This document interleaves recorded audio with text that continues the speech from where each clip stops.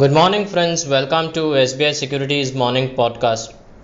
In today's podcast, we'll be discussing what to expect in Nifty and Bank Nifty from here on, along with the key levels for both the indices. We'll also be discussing on the key sectors and stocks that we should be focusing for the day and the next few trading sessions.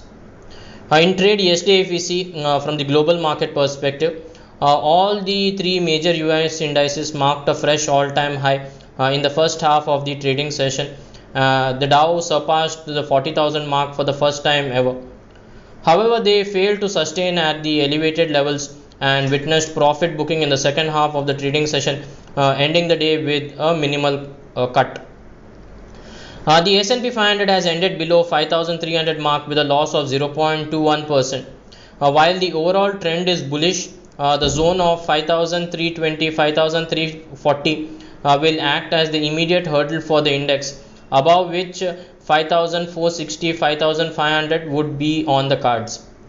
While on the downside, if we see the zone of 5,200, 5,240 will act as the crucial support for the short term. Brent crude is still trading in a narrow range. If we see 81.5, 84.30, that's the range at the current juncture. Any sustainable move on either side will lead to a trending move in the short term. The dollar index, if you see, is trading below its short-term moving average, closer towards 104.60, which is definitely a positive for the emerging markets like India. Now coming back to our markets in trade yesterday. So yesterday we had the weekly expiry for Nifty, that is. The benchmark index Nifty witnessed an extremely volatile trading session yesterday.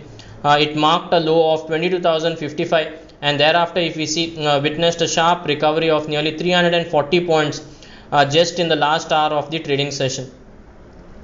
The index has ended the session at the highest level of the past 8 trading session with a gain of nearly 1%, managing to once again close above its 20-day EMA, that is 22,304.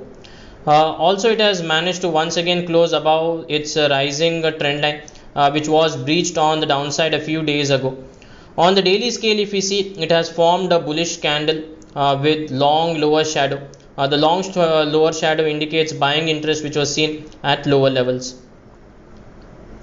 On the derivative front, if we see, the May futures has witnessed a gain of 0.74% and the cumulative open interest of the current, next and far series has surged by 1.6%, which indicates overall long built up. Among the constituents of Nifty index, 11 stocks have witnessed long built up and 24 stocks have witnessed short covering. While 10 stocks have witnessed short built up and 5 stocks have witnessed long unwinding. Coming to the PCR data, that is for the next weekly series, that is. So the PCR is at 1.07, while for the May monthly series, the PCR is at 1.12, which implies buy on dip strategy for Nifty at the current juncture. For the next weekly series, 22,500 call has significant open interest, followed by the 22,600 strike, while on the downside, that is on the put side, if we see, 22,300 has significant open interest, followed by 22,200 strike. Talking about levels at the current juncture, the zone of 22,500, 22,530 will act as the immediate hurdle for the index. Any sustainable move above the levels of 22,530 will lead to a sharp upside rally in the index up to the levels of 22,680, followed by 22,770 levels. While on the downside, if we see 22,220, 22,180 will act as the immediate support for the index. Positionally, if we see, the zone of 21,750, 21,700 will be the crucial support for the index. As long as the index is trading above this zone, we recommend adopting a buy on dip strategy. Coming to Bank Nifty, so on Thursday, Bank Nifty has again taken support near the lower end trend of the rising channel and thereafter witnessed a smart rebound. It has ended near the psychological level of 48,000. On the daily scale, it has formed a dragonfly doji like candlestick pattern, which indicates buying interest at lower levels. Looking at the derivative data for Bank Nifty, so the May futures has gained by 0.38% and the cumulative open interest of the current, next and far series has dipped by about 1%, This indicates minor short covering which was seen in trade yesterday. 48,000 strike has significant call open interest followed by 48,500, and on the put side it is majorly seen in 48,000 followed by 47,500. If we see the weekly series, the put call ratio is currently at 0.88, while for the May series the PCR is at 0.79. Going ahead, 20-day EMA zone, that is 48,050, 48,100 will act as the immediate hurdle for the index. Any sustainable move above the levels of 48,100 will lead to a sharp upside rally towards the mark of 48,400 followed by 48,700. While on the downside, the zone of 47,700, 47,650 will act as the immediate support for the index.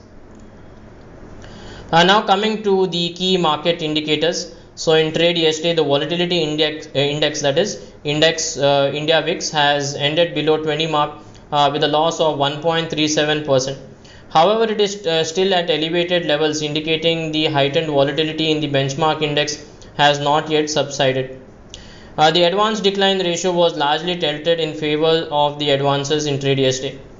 Presently, with the Nifty index component, 62% stocks are trading above their 20-day EMA level, marking a significant increase from 28% on 9th of May. This suggests uptick in buying interest, particularly in select stocks. Coming to key sectors in momentum, so Nifty Auto, Nifty Realty, Nifty PAC, Nifty CPAC is likely to outperform the frontline indices. Nifty Midcap 100 is on the verge of a horizontal trendline breakout. Any sustainable move above the levels of 51,350 will lead to a sharp upside rally in midcap space. Coming to the FII DI data, so the FII is sold to the tune of 776 crores in the cash market, while DI is bought to the tune of 2,127 crores. FI long short ratio for index futures is at 26.23 on a net basis. This as they sold about 14,284 index futures. On the stock futures front, FIs has sold to the tune of 44,550 contracts, while on the options front, FIs sold 10,026 call contracts and they purchased 4,552 put option contracts. So friends, that's all for today. Thank you for regularly listening to our podcast and wishing you all an energetic day ahead. Thank you. Investment in securities market are subject to market risks. Read all the related documents carefully before investing.